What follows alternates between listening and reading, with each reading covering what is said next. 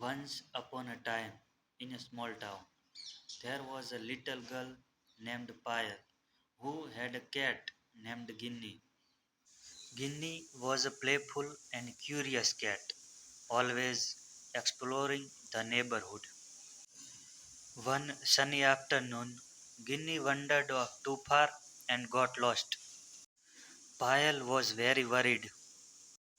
She put up posters around town and asked her neighbors if they had seen Ginny.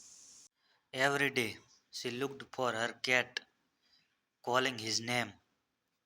After a week, Payal was beginning to lose hope. One evening, she heard a faint mew coming from a nearby park.